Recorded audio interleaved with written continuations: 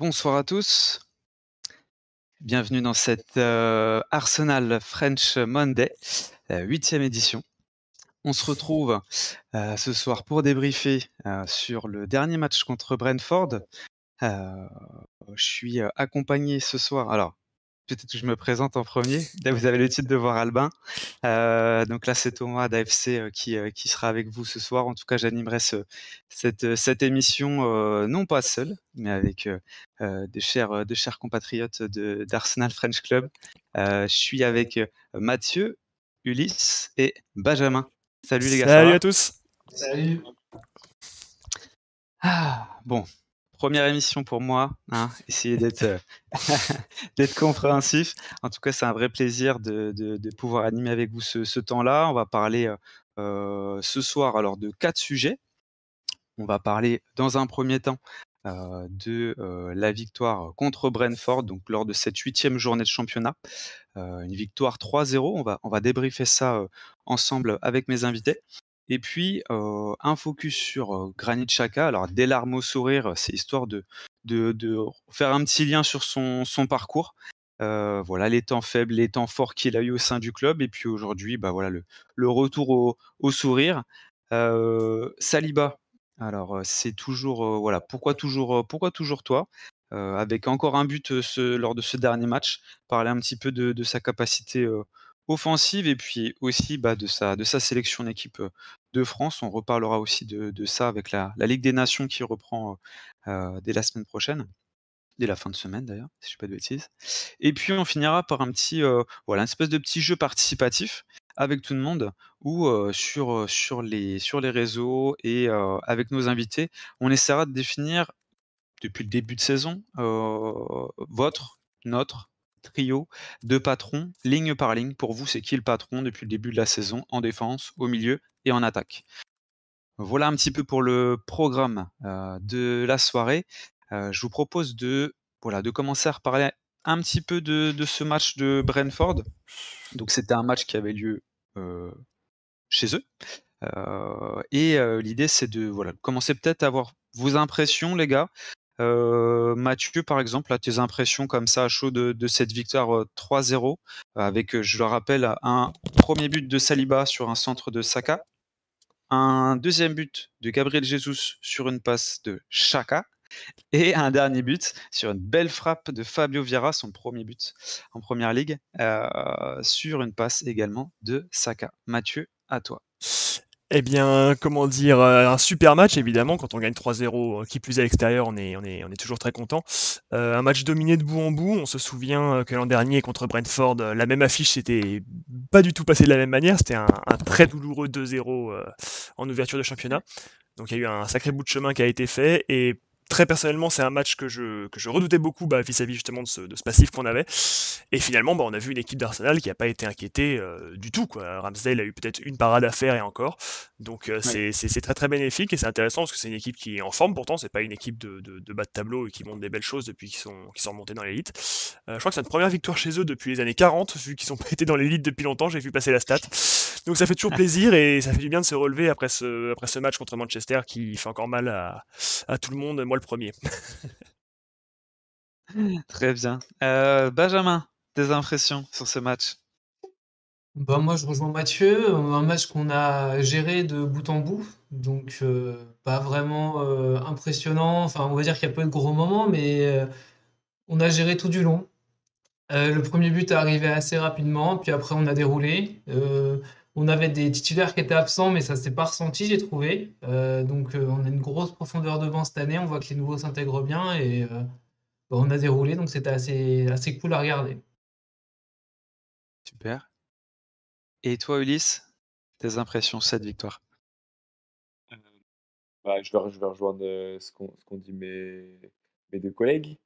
En fait, ce que j'ai bien aimé, c'est que c'était une prestation assez complète, et collective. J'ai l'impression que tout le monde était au niveau, il n'y avait pas forcément d'individualité qui était au bas.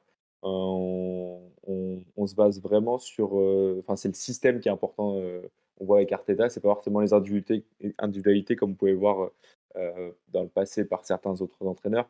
Vraiment là, c'est tout le système qui est mis en place et les individualités passent après. euh, même si il y en a qui rayonnent plus que d'autres. Mais c'est ça qui est super beau à voir. Et puis ouais, comme a dit Benjamin, la profondeur de banc, malgré le fait qu'il y avait quelques blessures, on a pu voir que la profondeur de banc, euh, même si c'est pas sur tous les postes, là on a pu voir que ceux qui étaient remplacés étaient bons. Puis j'ai l'impression qu'il y a une certaine concurrence justement par cette profondeur de banc qui est bonne. C'est par exemple, ça me fait penser à Tierney qu'on a pu voir un peu plus en latéral intérieur, entre guillemets, comme peut faire Zinchenko. Et je pense qu'il a dû le voir, il a dû le voir sur le banc que Zinchenko faisait ça, donc il s'est dit bah moi aussi il faut que je fasse ça. Si c'est ce qui permet à Zinchenko d'être titulaire, moi aussi il faut que je le fasse et que je le fasse mieux. Donc là il a tenté et j'ai trouvé que c'était plutôt réussi de sa part. Assez positif. Et puis, bah oui, on a réussi à tuer le match, hein. C'est la mentalité qu'on essaie d'avoir depuis le début de saison. Et donc ça, c'est vraiment positif.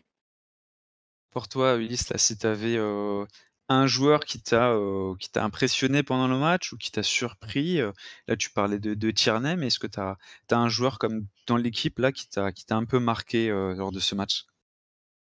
Euh, il y en a plusieurs, il y en a plusieurs.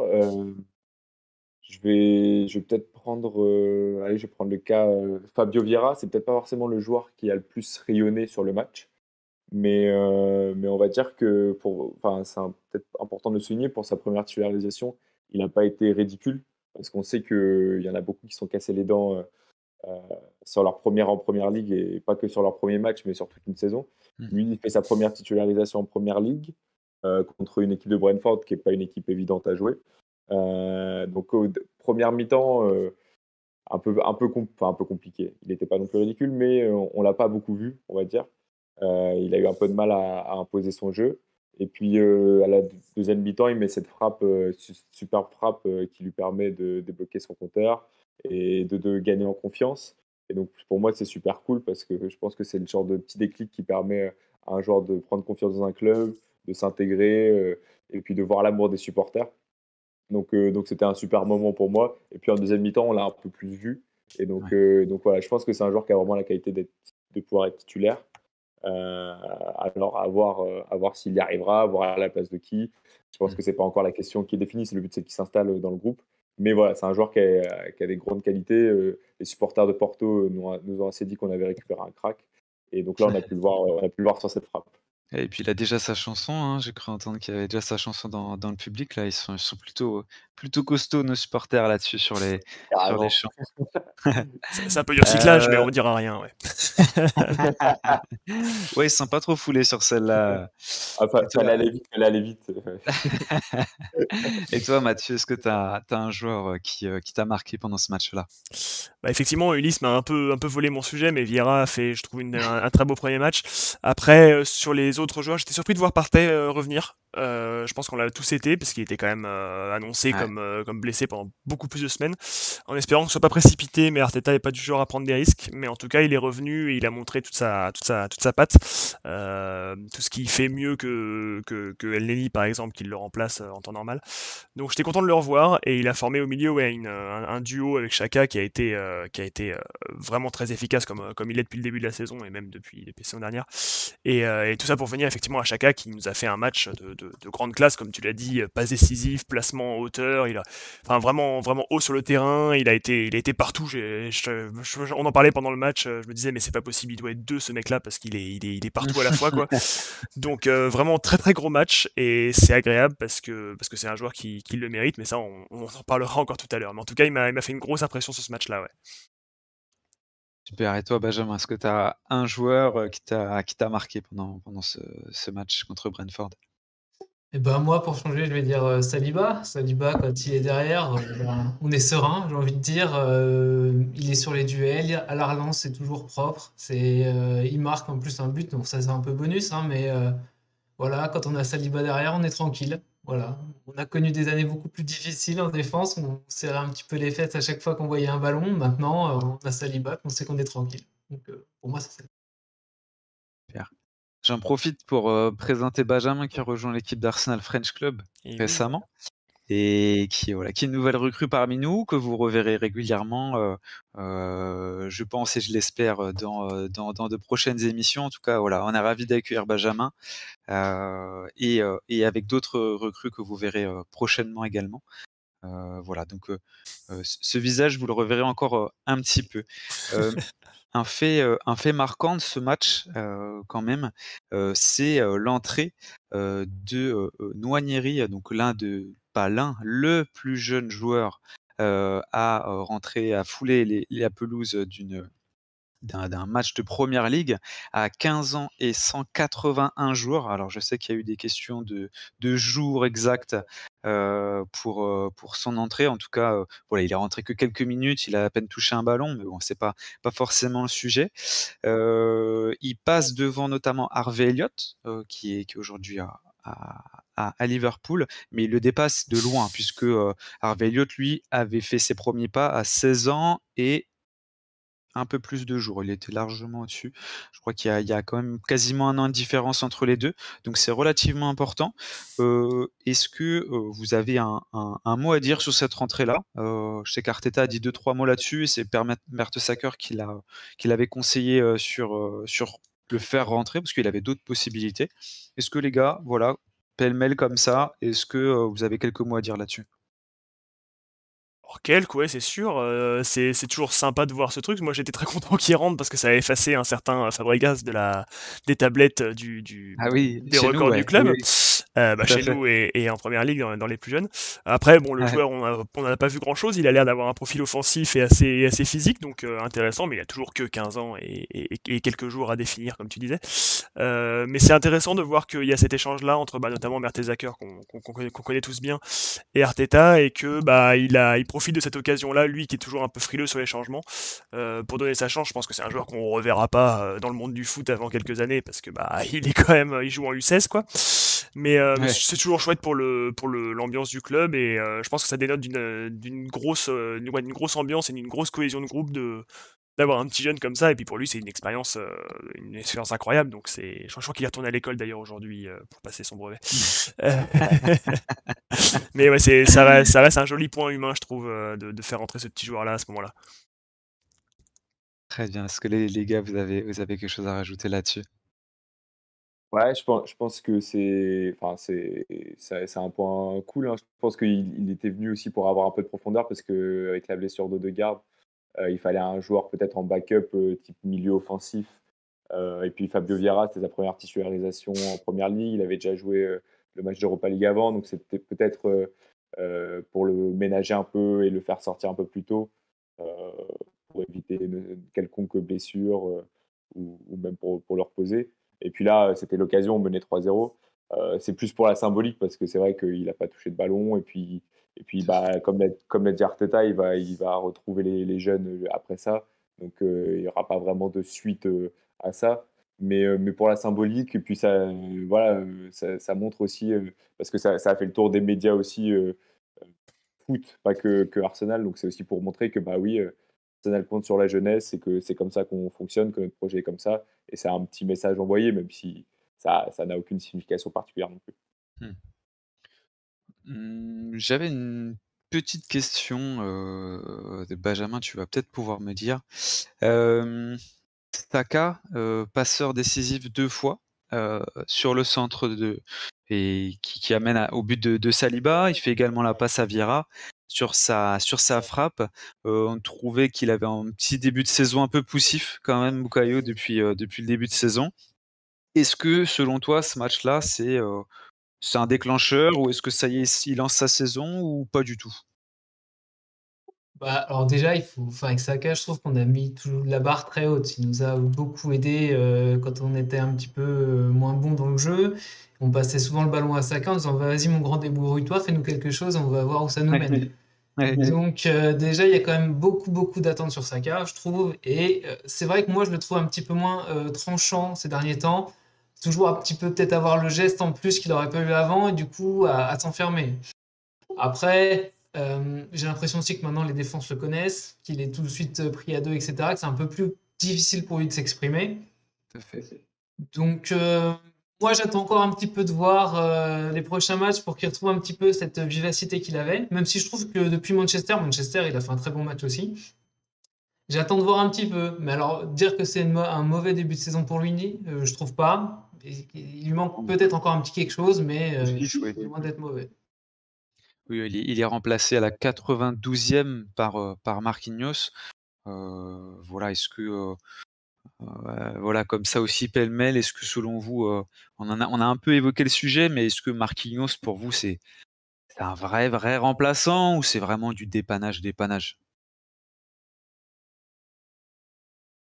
Mathieu, Ulysse? Ouais, je vais me lancer. Non, non, on a vu qu'il lui avait fait confiance sur un match d'Europa League. Alors oui, c'est pas des grosses confrontations avec des oppositions, des grosses oppositions, c'est pas comme en première ligue. Mais en général, c'est justement les doublures, on les fait jouer sur ce genre de match. Il a montré qu'il avait su être efficace, il a marqué. Donc moi, je vois pas pourquoi il serait pas une doublure potable. Après, voilà, faut le voir en action en première ligue et voir vraiment s'il arrive à faire des différences. Mais je pense que ça peut être un bon backup. Après, voilà, je pense qu'on n'a pas encore assez vu pour voir si ça pourrait être une vraie concurrence à Saka. Mmh. Euh, et puis pour le pousser Saka dans ses retranchements, ça c'est une autre question. Après, je pense Mmh. qu'il peut dépanner en cas de pépin et en cas de problème. Mais après, à voir oui, s'il peut concurrencer Saka. Ouais, je rebondis là-dessus, effectivement, je pense que Marquinhos était, pas prévu du tout dans cette, rotation, au début de saison, parce qu'il arrivait assez tôt dans le mercato. Je pense que Nelson était prévu pour être à ce poste-là, mais malheureusement il s'est pété, Ouais, assez lourdement gravement. apparemment. Mmh. Donc mais je pense que c'est un joueur qui est arrivé, qui a joué avec les U21 pour commencer et qui a dû beaucoup impressionner parce qu'on avait beaucoup de retours sur ses matchs en U21 où on voyait les Mmh stats mh. et il faisait match après match assez fort. Donc je pense qu'il a fait changer la donne tout seul, et comme disait Ulysse, on l'a vu en Ligue Europa de manière assez convaincante. C'est peut-être un peu tôt pour la première ligue, mais encore 19 ans, on a bien vu à Arsenal que c'était pas forcément un frein. Donc Oui. je pense que c'est un joueur qui s'est fait son trou lui-même. Après, la saison nous dira s'il a la profondeur pour jouer en première ligue, mais en attendant, je pense qu'on le reverra encore sur les matchs de poule d'Europa League et voire même encore un peu après. Donc là, j'ai l'impression sur une très bonne pioche en tout cas, ouais. Nicolas Pepe vous manque pas du coup? C'est ça que vous voulez dire, non? C'est ça? Nicolas Pepe, Ouais. vous vous souvenez ou pas? Il a marqué l'histoire du club quand même. Ouais, ouais, ouais, c'est vrai, pas forcément pour toutes les meilleures Non. raisons, mais on en a déjà parlé dans un précédent On Arsenal a Match Monday, on c'est dommage, mais bon, c'est un autre sujet. on lui fera une émission, spéciale hommage, hein, hors série. Petit ange, petite manteau. Voilà. Et je crois que Reiss Nelson, lui, je crois qu'il est revenu à l'entraînement, si je dis pas de bêtises. On avait dû voir, je crois il y a des photos de lui qui est revenu à l'entraînement. Alors je pensais que c'était plus sévère que ça comme, Ah oui? Après, revenir à comme l'entraînement, ça blessure. peut, ça peut vouloir dire beaucoup de choses. Des fois, on est quand même à 2 mois de la reprise de la compétition, entre la reprise de la Ouais, ouais, compétition et la reprise d'entraînement. Mais c'est déjà une bonne donc nouvelle, voilà, non, mais effectivement. ouais, en tout cas, c'est peut-être qu'un retour de sa part est peut-être pas aussi loin que ce que, en tout cas, moi, j'avais l'impression. Donc à voir aussi par rapport à la concurrence que ça va s'installer. Mmh mh. J'allais en profiter justement pour, rebondir sur le chat. N'hésitez pas à intervenir, à commenter, à nous donner vos avis, vos remarques, vos suggestions. Je J'en profite pour rebondir parce que j'ai quelqu'un qui me fait faire une superbe transition, Araf06, qui dit qu'il faut donner beaucoup de crédit à Chaka avec, tout ce qui s'est passé avec les fans. Il aurait pu baisser la tête, au contraire, il est devenu ce joueur qu'on ne connaissait pas. Alors que des Pogba, Lukaku eux-mêmes n'ont pas la force mentale et ont vite abandonné au lieu de se battre pour leur place et honneur. Beaucoup de respect à Chaka. Merci Araf, super, on fait une transition, magnifique avec Chaka, capitaine courage. Oui, j'avais pas capitaine flamme, j'ai essayé des trucs, mais j'ai pas trouvé de titre mieux que ça. Bon, moi, ça me plaît, j'aime Heu, beaucoup. mais je trouvais que c'était quand même à son image. Je voulais qu'on parle de Granit Xhaka, ne serait-ce que pour l'ensemble de son œuvre, on va dire. Hem Depuis le début de saison, c'est un but, c'est 3 passes décisives, mais c'est surtout aussi le retour du brassard de capitaine. On voit bien que c'est Martin Odegaard qui l'a, officiellement. On sait bien qu'il a un rôle quand même très, très important, dans le Moi, l'angle avec lequel je voulais, échanger sur Granit Xhaka, avec vous. C'est la question que je me suis posée, en regardant les autres. Voilà, on a parlé de Pogba, de Lukaku, moi je me pense même aussi à Ousmane Dembélé au Barça. Hem, Moi je voulais savoir si à votre avis dans le football, est-ce qu'il était facile de pardonner? Surtout avec ce genre de geste un peu symbolique comme, en 2019 où il lance ce maillot d'Arsenal à terre après, un match, compliqué. Hem, Benjamin, toi, est-ce que, selon toi, est-ce qu'on peut, pardonner dans le foot et dans ce cas-là précis, est-ce que, les fans finiront, ça a l'air d'être le cas, mais de pardonner totalement à chacun? Ben, pour prendre, l'élément de comparaison, par exemple, avec, Dembélé, moi, ce que je reproche à Dembélé, c'est d'avoir un comportement, même aux entraînements, même au quotidien, de pas être sérieux, d'arriver en retard aux entraînements, de pas aimer le club et cetera. Là où Tchaka, il y a eu un moment, je pense, un petit pétage de plomb, à une période où c'était compliqué pour le club, compliqué pour l'équipe et je pense qu'il cristallisait un petit peu toute la haine qu'il y avait pour Arsenal à cette période-là. On Oui. jouait mal, on marquait pas, lui était capitaine, il avait clairement pas de niveau à cette époque-là, il n'était pas aidé, et finalement, je pense qu'il y a eu un ras-le-bol pour lui, pour toutes les insultes qu'il y a eu avec sa famille. Il a acheté le maillot dans un moment d'énervement, Oui. mais au-delà de ça, il a toujours aimé le club, il a toujours été respectueux, et même quand on regardait dans le documentaire All or Nothing, il aide les jeunes, il est toujours présent, il prend la parole dans le vestiaire. Donc pour moi, Tchaka, il y a eu ce moment en trop, mais je pense qu'on peut quand même lui pardonner parce qu'au quotidien, dans l'ombre, il est quand même présent pour le club et très sérieux. Ouais, donc pour toi, alors j'essaie de reprendre un petit peu ce que tu as dit, c'est intéressant. Pour toi, c'était peut-être un peu l'épouvantail dans notre période, compliquée là, il y a 2 ou 3 ans. On était vraiment plus bas et qu'il a pris un peu les coups pour tout le monde parce que finalement, c'était peut-être pas le seul qui était, en dessous du niveau attendu dans un club comme Arsenal. Je rappelle qu'il y avait du David Luiz, il y avait du Pablo Mari, qu'il y avait, tout un tas d'autres joueurs qui pouvaient aussi être sous le feu de la critique. En tout cas, lui, il en a tiré beaucoup. Est-ce que, Ulysse, toi, tu partages cet avis, voilà, qui faisait un peu épouvantail, un peu bouc émissaire à cette époque? Ouais, je pense que c'était un peu la facilité de tomber sur lui. Après, on l'a tous fait, enfin, en tout cas, moi, je l'ai fait, hein, donc je fais mon mea culpa. Mais oui, non, c'est sûr que c'est toujours plus facile de trouver un symbole. Puis lui, c'était le capitaine à un certain moment, où c'était compliqué. Il se prenait des cartons rouges, il provoquait des pénaltys. Capitaine Enfin, carton rouge. voilà, il avait fait un peu toute la panoplie pour qu'on le déteste, j'exagère, mais pour qu'on ait du mal avec lui. Mais je pense que globalement, pour répondre, ouais, à la question, est-ce qu'on peut se racheter? Je pense que oui, et je pense que ça se joue globalement sur le terrain. Un joueur qui fait n'importe quoi en dehors, ou pas comme lui, hein, mais en tout cas qui fait n'importe quoi en dehors ou qui a des mauvaises déclarations, mais qui est bon, sur le terrain, en fait, les supporters, vont vite oublier, ce qui s'est passé. Heu, parce qu'en fait, c'est sur le terrain qu'on veut voir les choses. Moi, ça me fait penser un peu à un Zlatan à Paris qui crachait sur, enfin, qui se moquait des supporters, qui se moquait du club, Oui. et pourtant, bah, les supporters, étaient là à scander son nom et à être très contents qu'il soit dans le club. Donc je pense que globalement, si le joueur est bon sur le terrain comme Xhaka l'est maintenant, depuis le début de saison, en fait, on va tous faire comme moi j'ai fait son mea culpa et dire, voilà: «Désolé, on n'a pas été juste avec toi», et puis, avouer que qu'il est bon, tout simplement.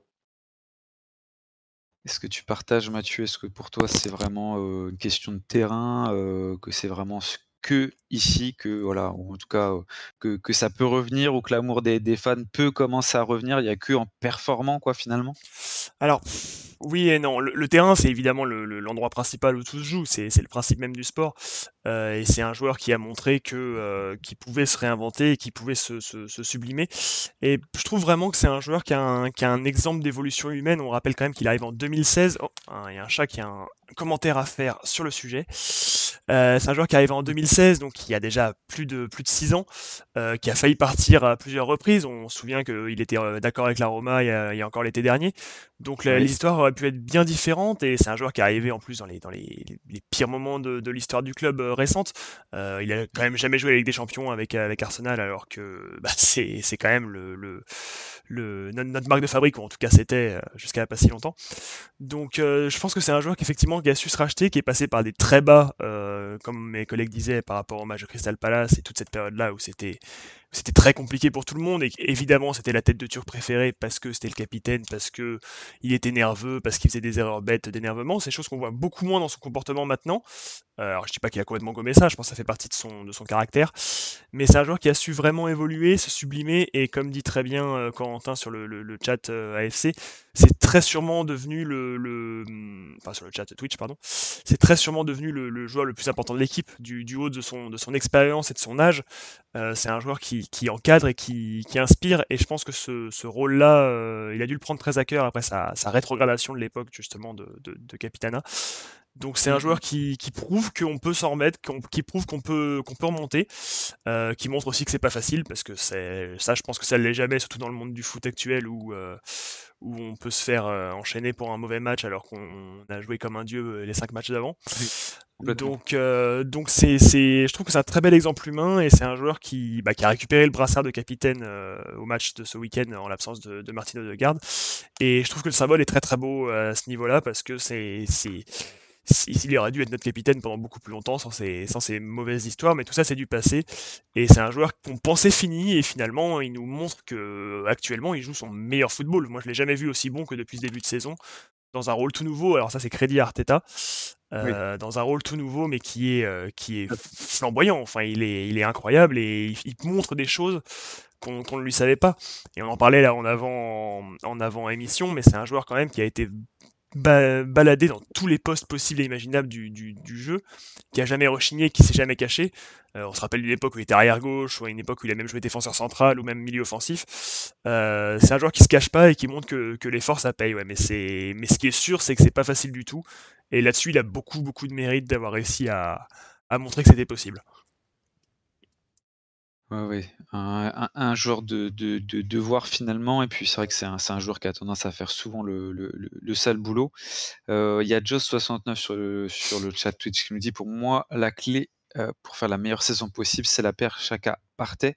Alors c'est vrai qu'elle a pas été alignée si souvent que ça, hein, parce qu'on a vu quand même beaucoup, Thomas Partey, blessé, mais c'est vrai que ça concorde quand même pas mal avec nos meilleures séries. En première ligue notamment, quand les 2 là sont alignés, ça fait quand même une grosse différence. Moi, une question que je voulais vous poser, pour, conclure un peu ce sujet sur Chaka. N'hésitez pas à nous dire sur les commentaires s'il y en a qui sont pas d'accord avec ce qu'on dit, ça m'intéresse aussi. J'en ai vu dans des commentaires un peu sur Twitter, aujourd'hui et sur Facebook, des gens qui considèrent que voilà, ils ont du mal en tout cas à revoir Chaka avec le brassard du Capitana. Moi, ma question, c'est la question de son potentiel et de ses performances. C'est vrai qu'on se posait la question pendant quelque temps. Je me souviens à Arteta qui parlait de ça avec Granit Xhaka et avec David Luiz, qui disait: «Le problème, c'est que c'était des bons meneurs d'hommes, mais que sur le terrain, ils n'arrivent pas à être aussi performants qu'ils sont importants dans le vestiaire». Donc il avait un peu du mal des fois avec cette position-là. Bon, on a vu que David Luiz, avait plus du tout le niveau, mais qui restait quand même un meneur d'hommes intéressant. Et Granit Xhaka, on sent qu'il a réussi à remonter au niveau des performances. Ma question, pour en finir là-dessus, c'est: à votre avis, Xhaka là, il est au top de son potentiel, ou il peut encore décoller, il peut encore prouver plus de choses et devenir encore un peu plus indispensable à l'équipe? Benjamin? Alors moi, je pense qu'il est quand même au top de son niveau en ce moment. Je pense pas qu'il ira beaucoup plus haut. D'ailleurs, savoir si déjà s'il est pas en train de surperformer peut-être aussi, je ne sais pas. Mais pour l'instant, non, bah, il y a une entière satisfaction envers le niveau de Xhaka. Après, voir contre des équipes où ça va jouer un petit peu plus vite, où on n'aura pas autant la possession, et il va devoir courir après le ballon, etc. C'est souvent là, quand on était un peu dominé, quand on était un peu défensivement bousculé, qui commettait des erreurs un peu grossières, donc à voir dans ces matchs-là. Mais je me fais pas trop de soucis pour Xhaka cette saison, et notamment à cause de grâce à la forme de l'équipe actuelle. Ouais. Ulysse, tu rejoins cet avis-là? Ouais, je suis assez d'accord. J'ai l'impression qu'il maximise un peu là, en tout cas en ce moment, son potentiel, déjà en dehors, parce qu'en dehors, il a toujours été bon, mais ça se voit que là, c'est vraiment devenu un leader et le fait de plus être capitaine, j'ai l'impression que ça le déleste un peu d'une responsabilité et donc il peut se lâcher à 100. Je sais plus, j'ai lu que pendant le match de Brentford, après le premier but de Saliba, il avait regroupé avec Gabriel Jesus tous les joueurs, heu, pour leur dire: «OK les gars, là on gagne 1-0, mais c'est pas fini, on continue». Donc vraiment, il maximise, je pense, ce côté-là, et le fait de ne plus Mmh. avoir son brassard, ça lui enlève un petit peu un poids. Et puis je pense que Arteta a vraiment maximisé son potentiel, en lui demandant de rester, ça c'est sûr, mais en le Oui. repositionnant, dans une position là où il est plus confortable et il a plus à faire, autant de autant de choses qu'il devait faire avant. Là, il est vraiment sur un positionnement qui lui va le mieux et je pense que là, il peut vraiment maximiser. Donc je pense que là, pour le coup, Arteta a vraiment mis tout en main pour qu'il maximise son potentiel et bah, évidemment, il peut toujours évoluer en tant que joueur, mais je pense que là, il est vraiment dans la position qui maximise son potentiel. Et toi, Mathieu, tu es là-dessus? Je rebondis sur ce que Bah, Hanzai nous dit sur Twitch, mais il parle d'une question de confiance plus qu'une question de poste. Est-ce que tu es d'accord avec cet avis-là, toi? je pense que les 2 vont de pair et je vais prendre un peu le contre-pied de mes 2 collègues, mais je pense qu'il peut encore nous surprendre. C'est un joueur qui va sur ses 30 ans, il les aura à la fin du mois. C'est un joueur qui, comme disait à l'instant Ulysse, avec la confiance et le repositionnement, lui ouvre, je pense, un tout nouvel univers qu'il avait peut-être tout simplement jamais envisagé dans son football.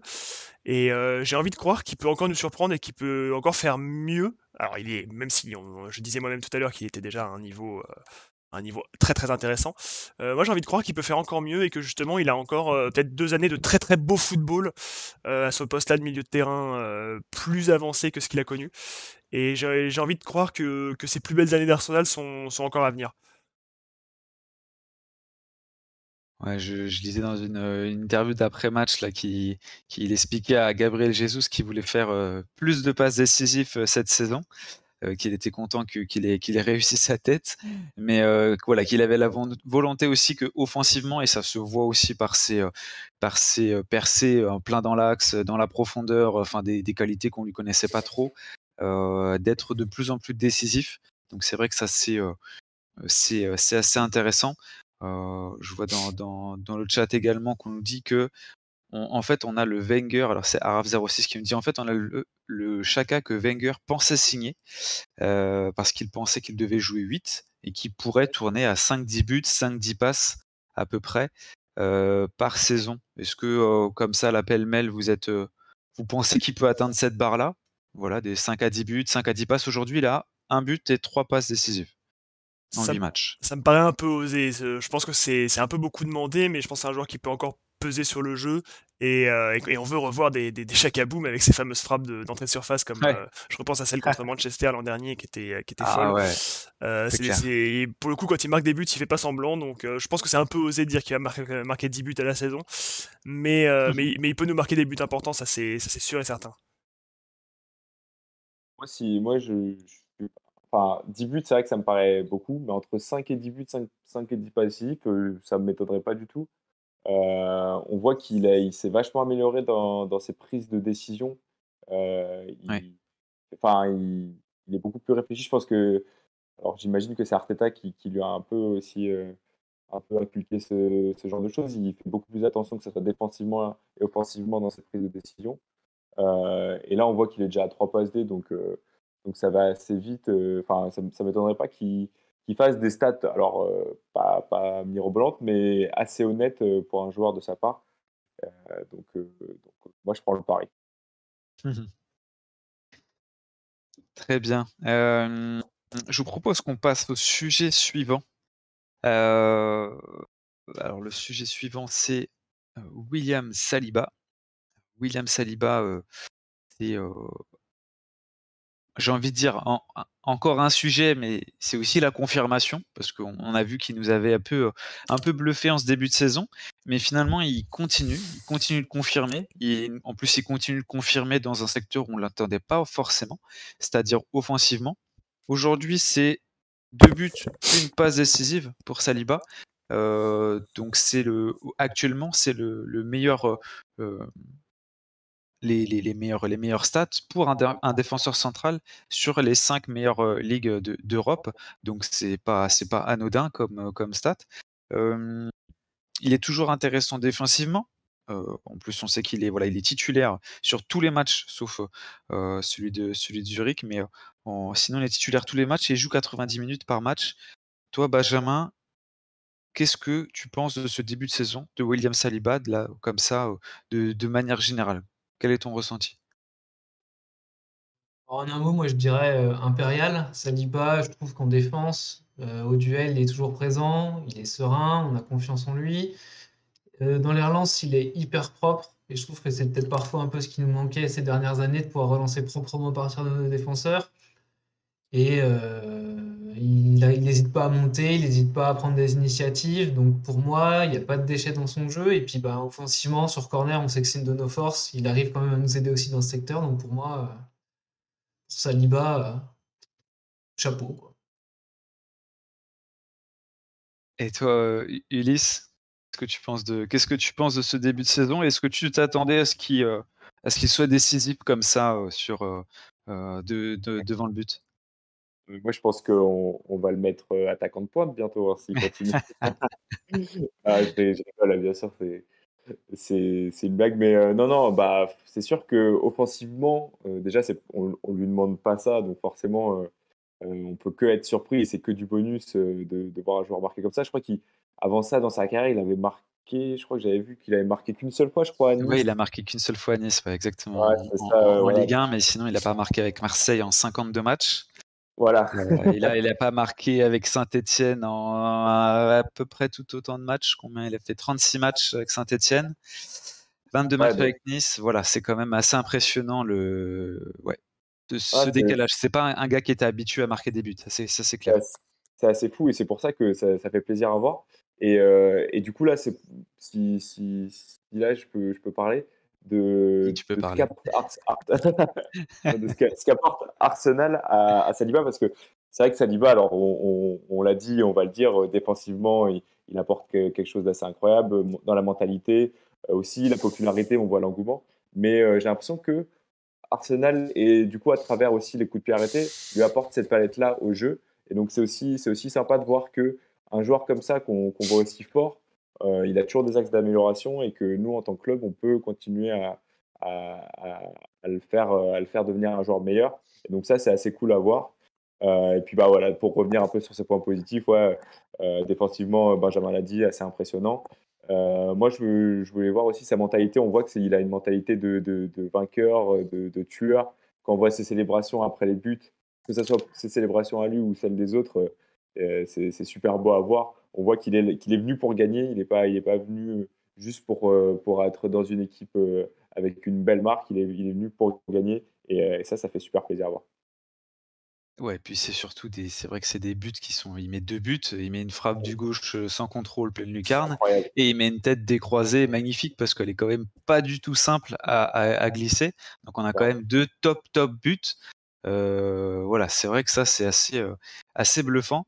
Mathieu, alors je vais glisser la question un tout petit peu autrement pour toi, mais moi je sais que ça m'avait un peu choqué en début de saison quand j'ai vu Arteta aligner Saliba à côté de Gabriel, alors que je trouvais que pour moi White il était imbougeable en tout cas sur ce poste-là et que justement ça allait être un peu l'année de la consécration. J'étais un peu déçu au début, finalement White ça tourne bien. Toi, qu'est-ce que tu as enfin je sais pas si tu as ressenti la même chose que moi en ce début de saison, mais c'était quand même un sacré pari quand même. Complètement, bah, tu lis dans mes pensées, parce que c'est exactement ce que j'allais dire. On parle quand même d'un Désolé. début de saison de Saliba qui pousse White sur le banc, alors que White sort d'une saison, d'une première saison avec Arsenal, plus que pleine. On avait fait d'ailleurs, avant la saison, un article où on se disait tous: «Mais qui va jouer en défense centrale?» parce qu'on a 3 défenseurs pour 2 postes. Finalement, Arteta nous a sorti, la solution toute trouvée. Alors c'est aux dépens de Tomiyasu, mais il faut bien avouer que ça fonctionne bien. C'est un joueur qui m'impressionne, il est incroyable, comme vous disiez, comme vous disiez juste avant, il marque des buts, il empêche l'adversaire de marquer des buts. Je pense que le mariage, Saliba, c'est très intéressant ce que disait Ulysse. Je pense que le Arsenal est un bon fit pour lui, dans le sens où bah déjà c'est un gros club, c'est une belle avancée dans sa carrière pour lui, mais il se retrouve avec un coach comme Arteta qui fait confiance aux jeunes, qui est surtout un très bon coach de défense. On se rappelle quand même que quand Arteta est arrivé, on avait une défense catastrophique, et en très peu de temps, avec les mêmes bonhommes, il a réussi à rendre la défense beaucoup plus concrète et beaucoup plus solide. Donc Arteta sait parler aux défenseurs, il sait parler aux jeunes.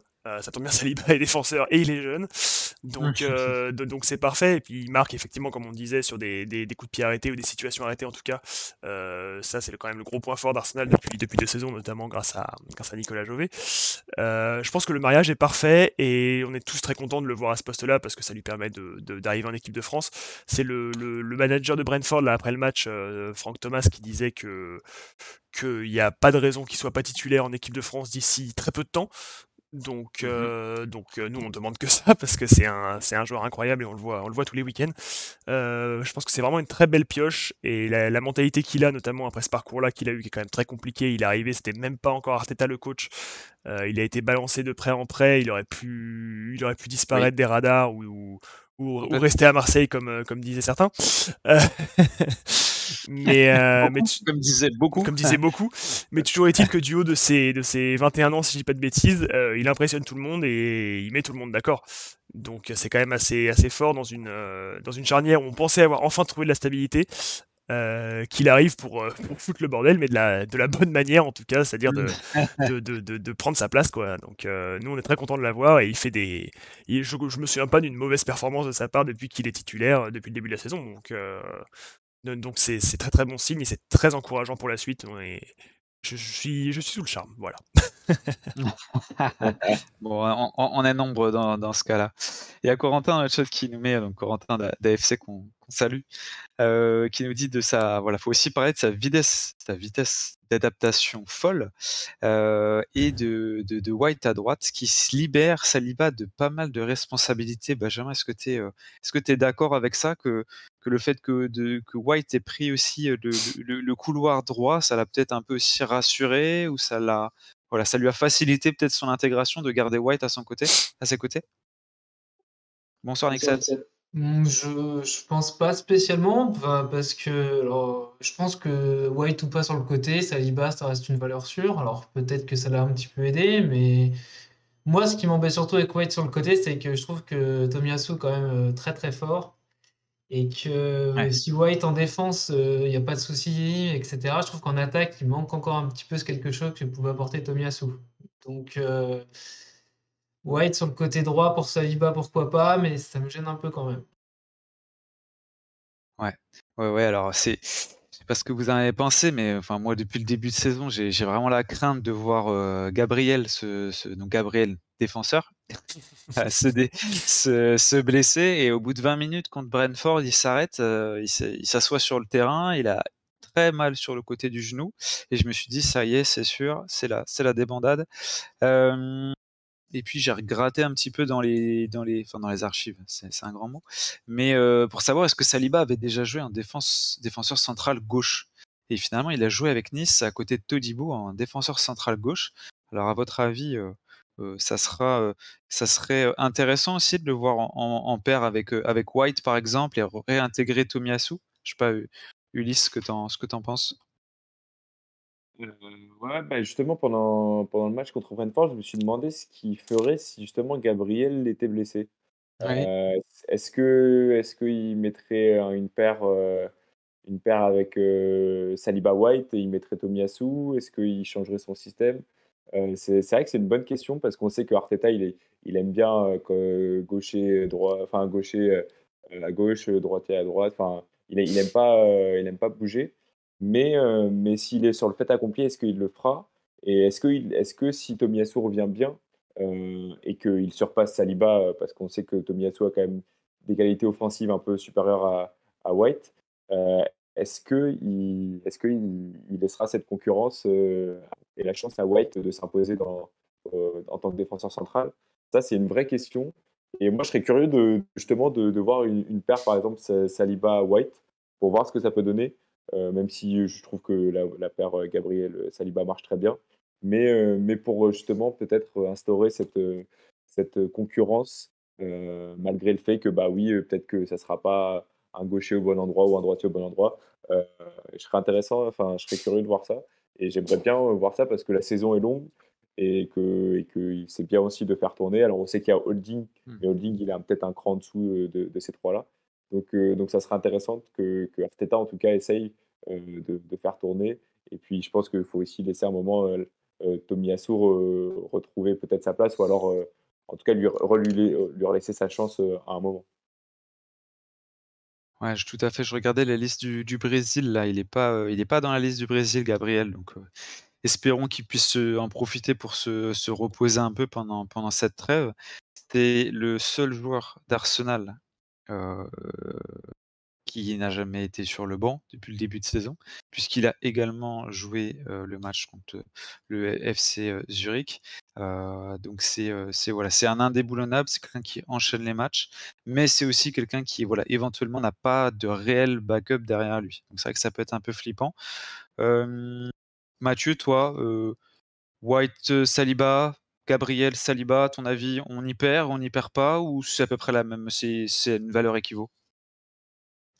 C'est dur à dire, faudrait tester. Après, je pense vraiment qu'on ne le verra pas parce que Arteta ne déborde pas, comme disait Ulysse, du gaucher à gauche et du droitier à droite. Donc Ouais. je doute qu'on le voit, mais ça pourrait être intéressant, surtout que Gabriel est quand même pas sur son meilleur début de saison. Alors, loin de moi l'idée de dire qu'il est mauvais, mais il a fait notamment cette grosse erreur sur laquelle il se rattrape après au match d'il y a 2 semaines, si je dis pas de bêtises.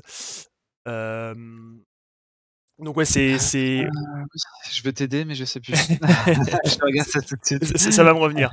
Mais Ouais, il est pas dans sa meilleure forme à mon sens, donc ça pourrait valoir le coup, surtout que Tomiyasu nous a quand même, enchanté l'année dernière. Donc je trouve ça dommage, même si White fait le boulot, en tout cas défensivement.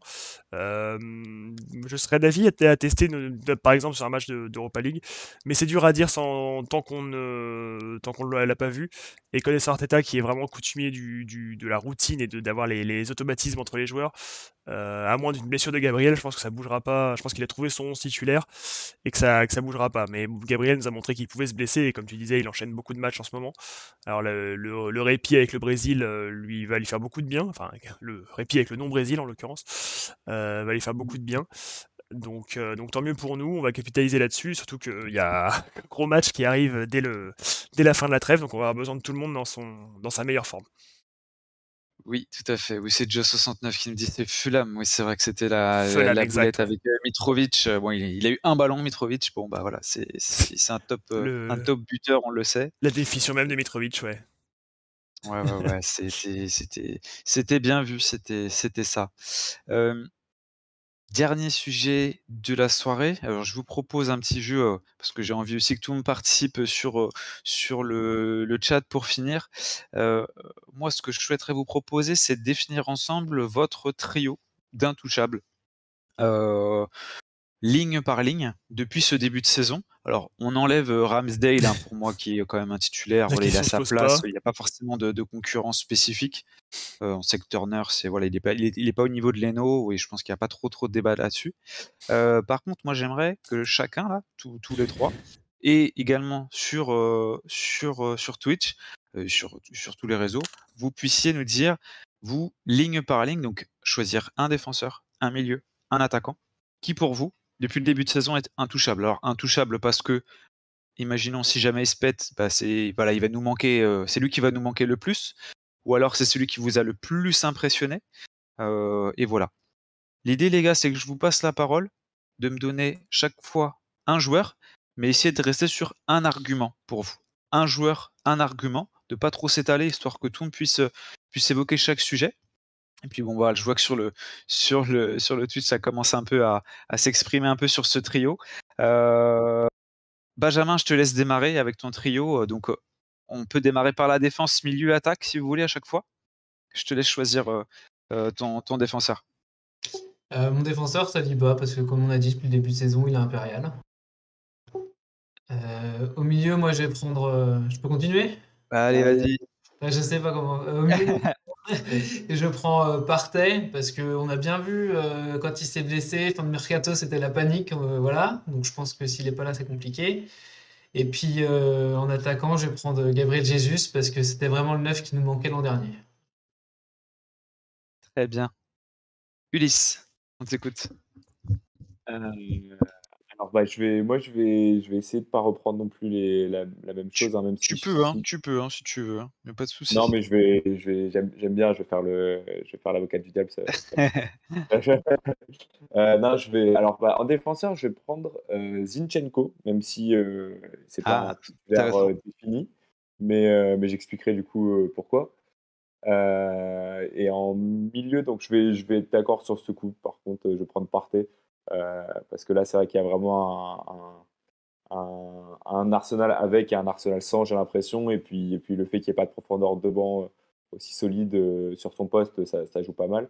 Et puis bah, en attaque, moi, je vais prendre un joueur, ça va peut-être surprendre, mais je vais prendre Saka.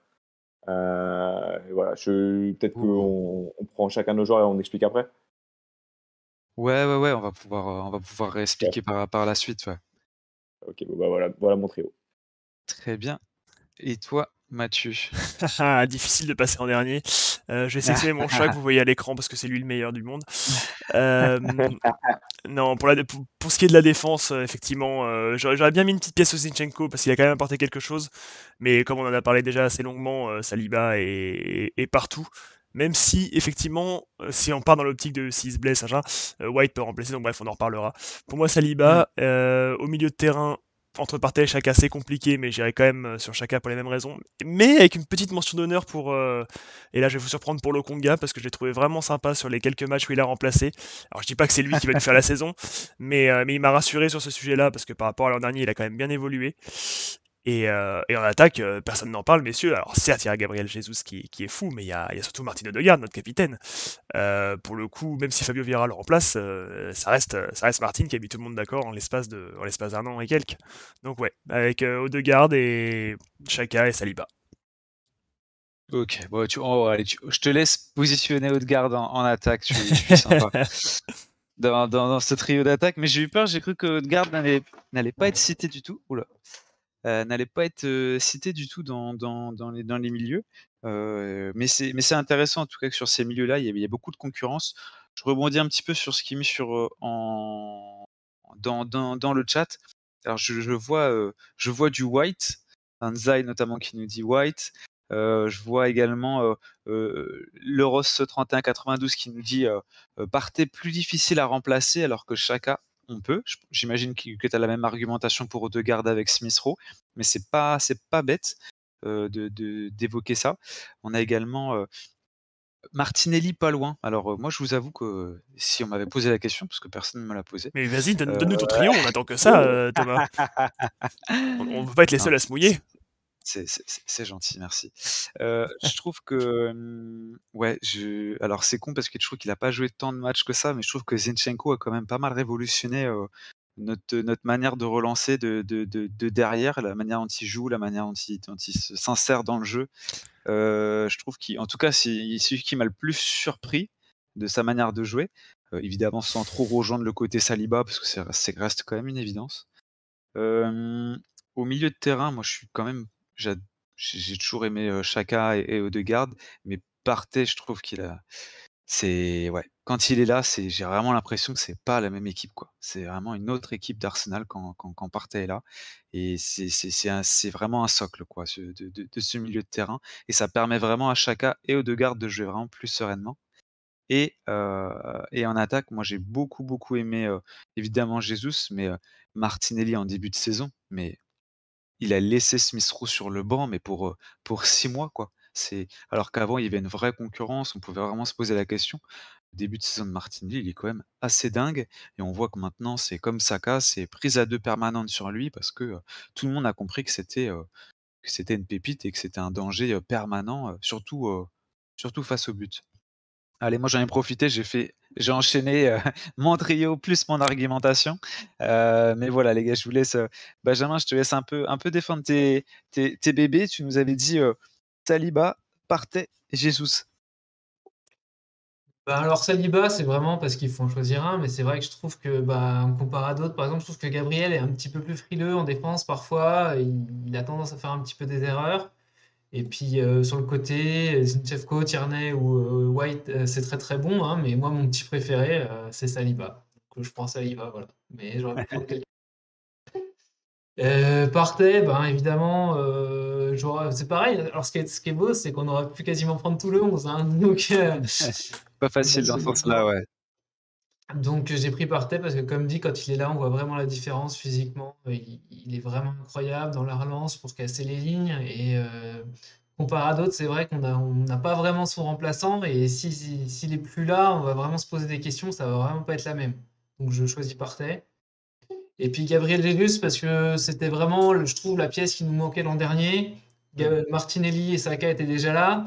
Mais avec la casette, on arrivait à combiner, mais devant le but, c'était un petit peu compliqué. Et bah, pour moi, Jesus, il apporte vraiment ce qui manquait à Arsenal. Donc voilà pourquoi j'ai choisi ces trois-là.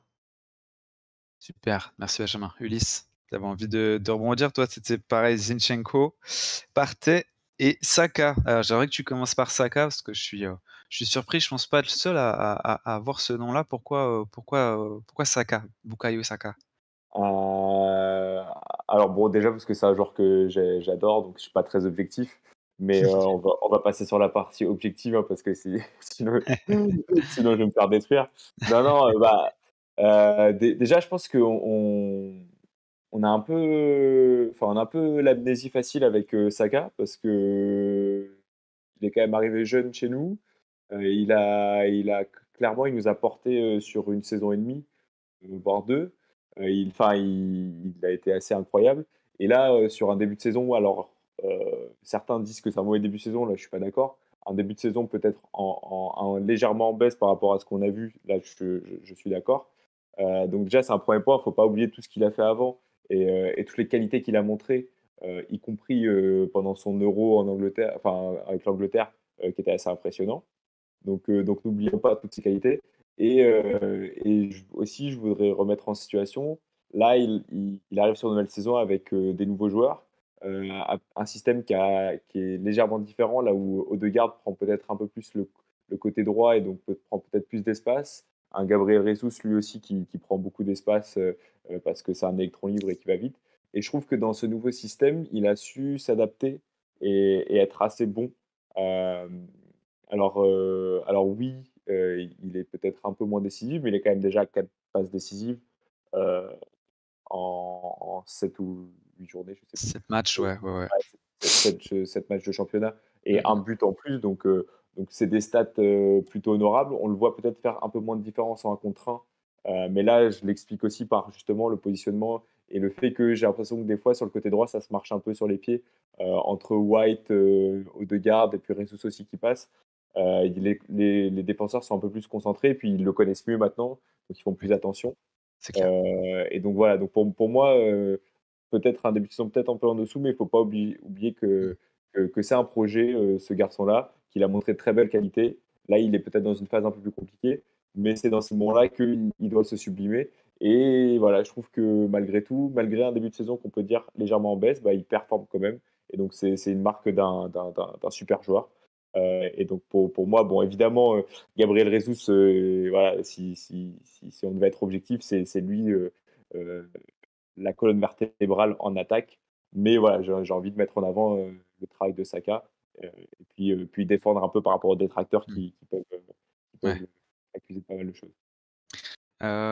En 2 mots, alors peut-être pas revenir sur Oui, Partey, mais peut-être ouais, sur Zinchenko ouais, en 2 mots. je vais essayer d'être un peu plus rapide, ouais, excuse-moi. Il y a pas de Heu, souci. non, moi, c'est globalement le fait que son positionnement, qui révolutionne un peu notre jeu, de faire un surnombre au milieu, ça nous permet de trouver plein de solutions et ça, on l'avait pas avant, donc voilà, le fait qu'il pousse aussi Tierney dans ses retranchements, ça aussi, c'est une bonne chose et puis sa mentalité de gagnant, hein, on le voit, il vient de City, il sait ce que c'est gagner et il le montre sur le terrain. Il a la rage, sur les célébrations, dans la communication avec les Ouais, joueurs. Donc voilà, ouais. pour ces aspects-là, pour moi, même si c'est pas un titulaire en puissance, parce qu'on voit que Tierney peut aussi y prétendre, bah, il apporte quand même un truc assez important, même si Saliba, évidemment, c'est le choix obvious. Très bien, Mathieu. À Alors moi. moi, je veux t'écouter sur Lokonga, forcément. Alors j'avais dit Chaka avec mention d'honneur Lokonga, mais je peux parler de Lokonga, y a pas de Oui. souci. Alors vas-y, je te laisse parler sur Chaka. Bon, 2 mots Chaka, sur Chaka, mais Ch- parle-moi de Lokonga. Chaka, on en a parlé en long, en large, mais son nouveau positionnement me plaît beaucoup et je trouve qu'il influe sur le jeu comme jamais. Mais pour revenir sur Lokonga, je l'ai trouvé, j'ai eu très très peur quand Partey s'est blessé et qu'on l'a vu titulaire. Alors encore une fois, j'ai plus le match en tête, quelqu'un va nous le dire, mais qu'on l'a vu titulaire et finalement il a montré de très belles choses. Il a beaucoup progressé en l'espace de même pas un an. Je me souviens très bien, vous avez tous vu la série All or Nothing quand Mais il se fait houspiller par Nketiah en disant mais moi je joue pas. Il dit bah baisse la tête oui. et travaille quoi. Donc je pense que c'est ce qu'il a fait et je trouve ça cool parce que c'est un joueur qui a du ballon, ça c'est il y a pas de souci. Il joue beaucoup mieux avec son corps et alors je dis pas que c'est le joueur qui va nous faire la rotation au milieu de terrain, mais je le trouve intéressant et ça me plaît de le voir là par rapport à son début, à son arrivée chez nous l'an dernier qui était quand même loin d'être satisfaisante. Donc voilà, donc ça c'est pour le milieu de terrain, c'est pareil pour le défenseur, je vais pas trop revenir dessus, Saliba en a déjà beaucoup parlé. Et Odegaard, les gars, Odegaard, enfin je veux dire, il nous a alors, heureusement pas trop manqué au match contre Brentford parce qu'on a réussi à faire le travail sans lui, mais depuis le début de saison, avec ce Capitana qui, je trouve, à l'inverse qu'on disait sur Chaka, le transcende, c'est-à-dire avec le brassard de capitaine, je le trouve encore meilleur. Il est partout, que ce soit avec ou sans le ballon, c'est lui qui fait le pressing. Alors il finit pas forcément Ouais. 90 minutes par match, mais il est toujours au pressing, il est toujours le premier à courir sur le défenseur ou sur le gardien. Ça c'est une mentalité que j'apprécie énormément. Et puis balle au pied, il est fou, il arrive à faire des choses. Il nous rappelle, là pendant le mois d'août, moi il me rappelait Ozil quand il est arrivé chez nous. C'est la même qualité de jeu à cette époque-là. Et pour des résultats équivalents, il a des passes, il a réussi à mettre des buts, il est partout dans ce début de saison et il mène la barque, il alimente les trois devant, notamment Jesus évidemment qui plante comme jamais. Mais pour moi, c'est la pièce maîtresse de cette organisation-là qui fait le lien vraiment entre ce milieu de terrain et cette attaque. C'est Odegaard tous les jours. Super. Bah, écoutez, les gars, je vois l'heure qui passe. C'est pas que j'ai plus envie de rester avec vous, c'est, que je voulais évoquer, juste annoncer, mais voilà, pareil, un pêle-mêle, une dernière question. On en parlait un petit peu en off avec les gars du ce mois d'octobre qui nous attend avec, pas moins de 9 matchs sur ce mois d'octobre et puis des confrontations, notamment contre Tottenham, contre Liverpool, contre, Leeds, en tout cas en première ligue, mais on aura aussi, Bodo Glimt aller-retour et le PSV, ainsi que Southampton, et Nottingham Forest et le retour aussi de Eindhoven. Enfin bref, beaucoup de matchs, mais surtout des matchs à plus haut niveau. Est-ce que pour vous, déjà, ce mois d'octobre, pareil, réponse, pêle-mêle, est-ce que pour vous, déjà, ce mois d'octobre, il est charnière, par rapport à, voilà, ce top of the league où on l'est toujours à cette place-là? Est-ce qu'à votre avis, ça peut être un moment, voilà, où tout peut basculer dans un sens comme dans un autre? C'est sûr, c'est évident. C'est make or break, c'est le mois qui va tout dicter. Comme tu l'as dit, il y a des très gros matchs avec Tottenham et Liverpool. Tottenham qu'on joue dès la reprise d'ailleurs, donc dans tout juste 2 semaines. Il y a la Ligue Europa qui va être entre-temps avec des déplacements loin et compliqués. Enfin, je pense à Bodo Glimt qui va être usant physiquement. On y verra beaucoup plus clair, surtout qu'on va jouer tous les 3 jours. Ça va être une cadence infernale. Donc c'est le mois qui va tout dicter. Et si à la fin du mois, bon, je m'avance pas trop en disant qu'on se qualifie en Europa League, enfin qu'on a sur notre place en 16e ou en 8e de finale, mais si à la fin du mois on est toujours dans les premières places, voire premier, d'y penser vu notre début de saison. Ça nous rendra beaucoup plus légitimes par rapport à tous ceux qui nous disent que le début de saison n'est seulement dû au fait qu'on a affronté des petites équipes. Donc ouais, c'est make or break. Et sur le championnat, il va falloir prendre tous les points qu'on peut. Et à commencer par Tottenham, où là, on n'a pas le droit à l'erreur. Comme on disait en off, s'ils nous battent à la maison, bon, déjà, ils nous battent à la maison, on n'a pas le droit de laisser ça passer. Et en plus, ils nous repasseraient devant, donc c'est là une catastrophe. On ne peut pas faire autre chose que de les battre. Ouais, ouais, ouais, tout à fait. Ce match de Tottenham, charnière tout de suite pour vous, Ulysse, Benjamin? Ouais. Bah, hyper important, le match déjà, ouais, contre Tottenham parce que c'est un adversaire direct à la qualification en Ligue des Champions, c'est notre rival donc déjà, psychologiquement, ça peut lancer plein de choses ou mettre un coup d'arrêt et puis, bah, ouais, puis le mois d'octobre aussi parce qu'en fait, on est dans un calendrier assez spécial cette année avec une coupe du monde, en novembre-décembre. Donc, en fait, si ce mois d'octobre avec beaucoup de matchs, on n'y arrive pas du tout, on va finir ce mois d'octobre, avec une mauvaise dynamique. On va s'arrêter, on va aller à la coupe du monde et puis repartir, donc, autant, enfin le mieux c'est de continuer sur une bonne dynamique, heu et puis aussi, bah, garder cette santé, hein. Je pense que sur le mois d'octobre, ça va être le plus important. On voit qu'on commence déjà à avoir des blessés. Heu, donc on sait qu'on peut faire une bonne saison, mais que ça dépend aussi de l'effectif et de la santé des joueurs. Donc ce mois d'octobre, crucial également, ouais. Avec nos internationaux qui partent, hein, pour beaucoup, hein, quand même, hein. On Ouais. a du Saka, on a du Xhaka, du Ramsdale, on a, Thomas Partey qui est quand même encore très fragile. Voilà, on a quand même pas mal de joueurs qui partent. Est-ce que pour toi, Benjamin, c'est vraiment ça le la gestion de l'effectif qui va être, la clé pour le mois d'octobre? Alors oui, alors je trouve qu'on a quand même, même si en nombre, il y a pas beaucoup de joueurs, en qualité, je pense qu'on a ce qu'il faut pour faire tourner. Donc je me fais pas trop de soucis là-dessus. Après, je sais qu'Arteta aime bien quand même garder ses joueurs et fait quand même des changements tardifs. Donc à voir s'il va quand même un petit peu changer son mode de fonctionnement. Mais oui, un match tous les 3 jours, ça va être compliqué. Il va falloir, bien enchaîner et éviter les blessures parce qu'on sait que souvent, malheureusement, Arsenal et les blessures, ça arrive, voilà. Ouais, tout à fait. J'étais en train de regarder sur la map où est-ce que c'était, Bodø, donc du Bodø Glimt. C'est C'est très, vraiment très haut, hein. C'est c'est tout au très, nord, très ouais. haut, hein, C'est très, au très nord de la loin, ouais. Norvège, donc ça va faire un très, très beau déplacement, là-bas, donc c'est vrai que ça va jouer, hein, en tout cas dans la fatigue des joueurs. C'est vrai que forcément, voilà, il y aura peut-être des craintes aussi à ce niveau-là. Bah, écoutez les gars, moi j'étais, ravi de faire cette première émission, avec vous, en direct, Benjamin, Mathieu, Ulysse et puis avec vous tous sur le chat, qui vous nous avez suivis, enfin sur Twitch et sur YouTube aussi. Merci pour votre participation, merci d'avoir abordé ces sujets-là avec nous. La trêve internationale qui va reprendre.